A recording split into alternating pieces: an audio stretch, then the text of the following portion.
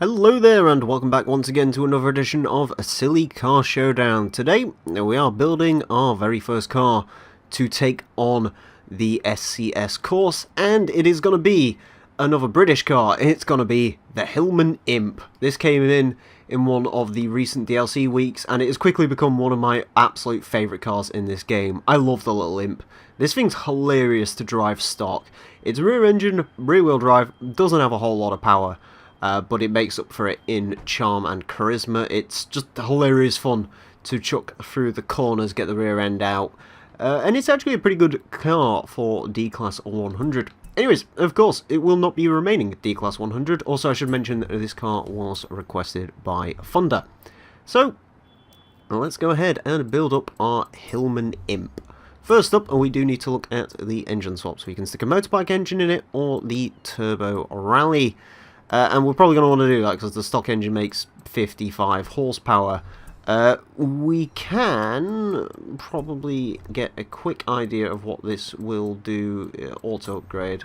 Can we get a quick idea of what power this will actually get out of it? 232 horsepower. Not really enough, is it? So let's go ahead and swap out that engine. Although, actually, that include a turbocharger. Again, I don't think that adds that much more power, but actually, sod it, we're just going to stick an engine in it. We will go ahead and launch the Turbo Rally engine into this, because the motorbike engine is probably going to be more in use later. Motorbike engine is a bit lighter, but I want the Turbo Rally because it's a bit more mental. Drivetrain, of course, stays standard, and this car does have the option of a wide body kit, which will give it wider tyres, which we do want, so we will go ahead and put that on the little Imp as well. So as mentioned previously, no adjustable Forza downforce is allowed for this, so instead we will go for the cool rally lights. I guess we'll go for that sort of rear end grille thing. We won't go for chrome deleters, because I don't particularly like it. I do want those, though, because they're kind of cool. And we will save some... Well, I kind of want to go for the police lights to make this thing look extra stupid, but we'll go for the little vents, because they do give us a little bit of a weight advantage. Anyways, we want some race tyres, and, well, if they're available, may as well go for the Forza Horizon Race Compound. And we get 235s on the front, which are actually pretty darn big tyres, and 235s on the rear. Wheels are going to stay standard across the board, just because it makes things easier. Because just messing around with wheels, finding the lightest wheels and all the rest of it is just... It's not really worth it, to be honest with you. And also, some wheels on some cars look good, some wheels on some cars look bad. So, I'm not going to bother. Cars are going to be on race suspension, because the rest of the suspensions don't really make sense when we're racing on tarmac. We are definitely going to want the roll cage in the Imp, and we are up to a 797. And to finish off this engine, we have a couple more upgrades to put in it. I see the PI is not particularly climbing when we're sticking these engine upgrades in. That did kind of put it up a bit, but yeah, overall, well, we got 668 horsepower, 682 foot-pound torque, 1,622 pounds of weight. Yeah, the little Imp is a bit more mental than it started off as. The question is, despite being a mental Imp, which is, let me just double confirm this, actually, what? It will do S2 class if you stick all-wheel drive in it. How quick's the launch? 3 seconds, Jesus. Also, the cars will not be tuned in any way, shape or form, unless they absolutely need to for the gear ratios, which we will just double check when we go ahead and buy and install the parts.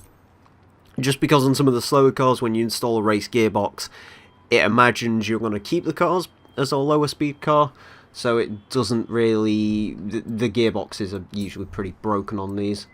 In this case, though, we are perfectly fine. Let's just check what that top speed stat says. 205 miles an hour in a Hillman Imp. That's pretty nuts.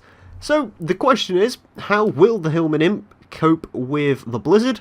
And how will it get on when it goes around our track? So, here we are at the SCS track with our Hillman Imp. Our 668 horsepower Hillman Imp. I am not scared of this car whatsoever, although I will say, how much boost do we make? All of it. Anyways, as usual, the car is going to have 5 laps to set the best time it possibly can. Our current leader is a stock TVR Speed 12, which is of course the car we used to set the benchmark. That got a 151.482.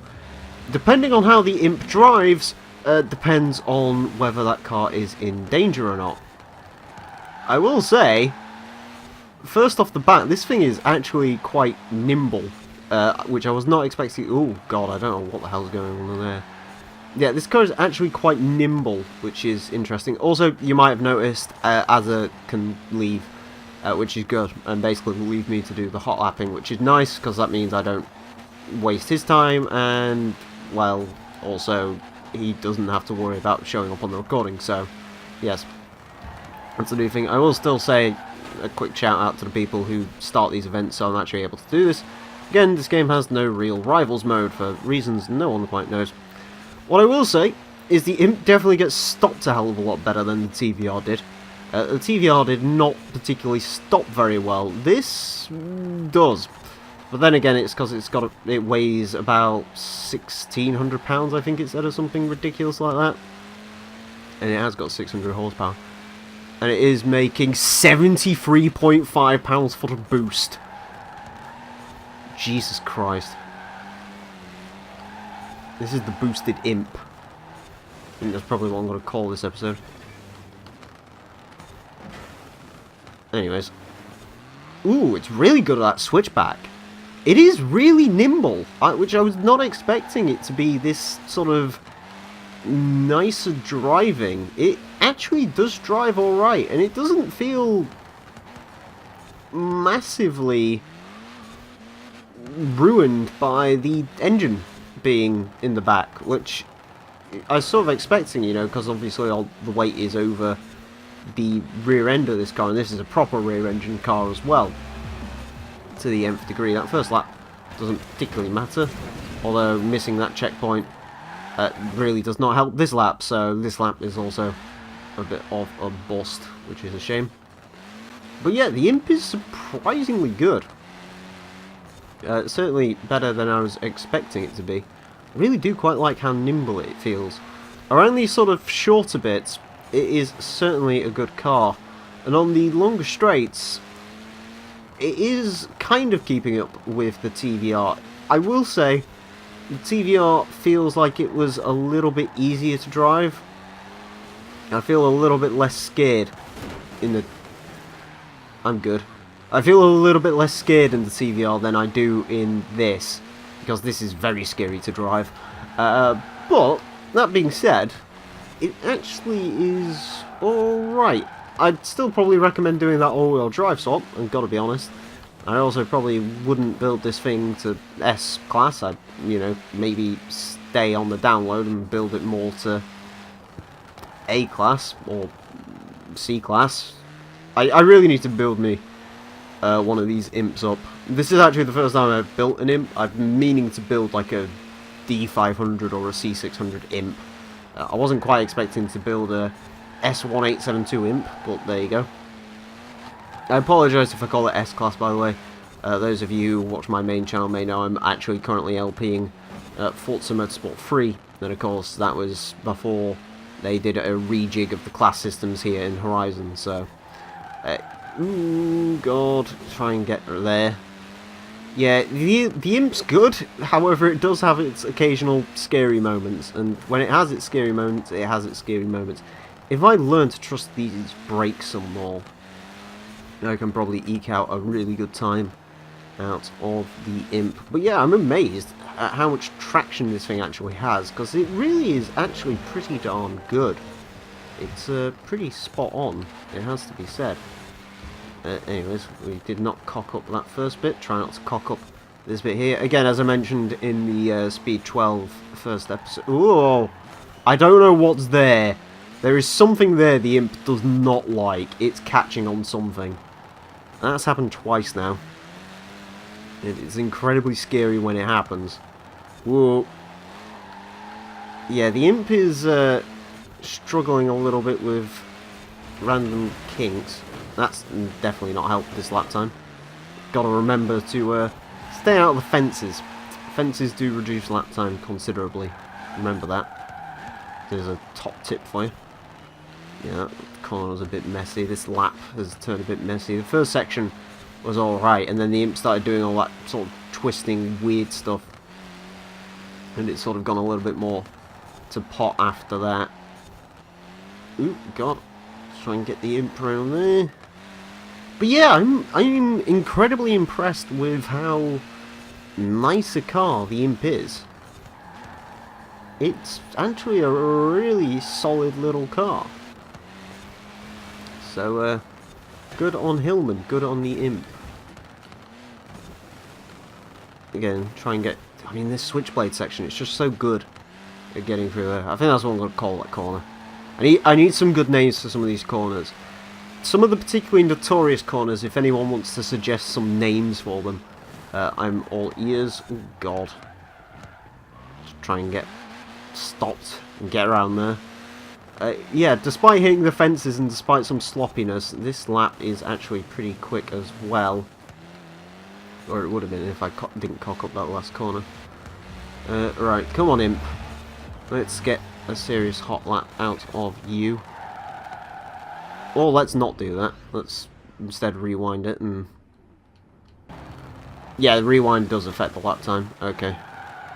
So at least we know that now. I was wondering in the first episode. I think that might be the downfall of the imp, though. It's just... It's a really nice little car to drive. I really like driving it. But both through my error of judgment and also the fact the imp... It's just not very consistent. The Speed 12, you sort of somewhat knew what that car was going to go ahead and do. You knew it was going to do mental stuff at some point. You knew it was going to do not so mental stuff at some point. This feels like it's going to go for the mental option all the time. And as a result of that, it's not quite as nice as maybe I'd want it to be. Rather than sliding out a little bit more in the imp. But yeah, down this sort of back straight, it is getting similar speeds to the Speed 12. I have no doubt in my mind if on its final lap it can get everything together, this can beat the imp. Oh, sorry, this can beat the Speed 12. I put money on it beating the Speed 12 because it is a nicer car when it wants to be. The problem is, again, it's just that random chance. It's the same thing we've explored before in a sort of silly car series. There are cars that are excellent to drive. There's cars that are sometimes better than, you know, standard equivalents of cars. But it's just that extra act of fear that you cannot bypass. Ooh, try and get stopped into that corner. It does have an understeer occasionally as well. I don't know if that's just because I'm being cautious. Right, last lap. Come on, imp. That 157 would be a disappointing time to end on. And I definitely feel the imp can do better than that. I'm going to be a bit more cautious through these first few bits just to avoid any accidents. Okay, we're good. Whoa, does not like the curbs. Imp does not like the curbs. Probably a good thing I desperately try to avoid him in this series. Alright, coming out of this corner, we do need to be careful. This is turning out to be one of the most arsehole-ish corners on this entire track, just because you've got to be so careful getting on the throttle out of some of these. Coming on to the large corner there. On the brakes for this one. There we go. Nicely does it. Get a little bit of a tail slide on the way in. Blasting down here. I mean, the TVR was doing a 150 down there when I was looking, and this can do 146. So, yeah, it's definitely not that far off the pace of a TVR Speed 12, which is pretty mental to say about the little boosted imp. But anyways. Alright. Try and get it down here. Into first gear for the switchback. Or the switchblade, I don't know, whatever we're calling it. And on the throttle coming out of here, whoa, big tail slide. big tail slide from the little imp. Use some poles to slow the imp down for that corner, sure. Gotta use everything in your advantage. Gotta use everything to your advantage when you're driving a car as crazy as the little imp. As we come to a blast down the line, what's it gonna be? It's gonna be slower than the TVR. A 153.350 for the little Hillman imp. That will put it about 2 seconds down on the Speed 12. It did really well. It did really, really, really well. And I do feel like that last lap did have a couple of mistakes. I was being especially careful through that sort of first bit. Just because you have to be in this car. Again, the funny thing is, if you got everything right with the imp, I have no doubt in my mind that this car could indeed be quicker than that Speed 12. But I am not consistent enough to do that with it, I'm afraid. And so, yeah, unfortunately, the imp fails to beat the Speed 12, but it does have a very valiant effort indeed. And in fact, PI-wise, it's actually down on the Speed 12. So, it certainly did better than I was expecting. Anyways, thank you all for watching this edition of Silly Car Showdown. As always, if you'd like to request cars for this series, you can do so down below in the comment section, and if you want to request a specific engine swap to go in said car, do that as well. Of course, there is a limit of 2 submissions per person, and please, the only modification you can make a request for is the engine swap. Anything else, I won't be doing. For example, if you say I can run a car on stock tyres, not doing that. Every car's got to be run fairly. As always, if you want to check out my channel, there is a link in the description below. Each episode will come out slightly earlier on my main channel than it will here on HG Central. Anyways, thank you all very much for watching, and until next time, a farewell.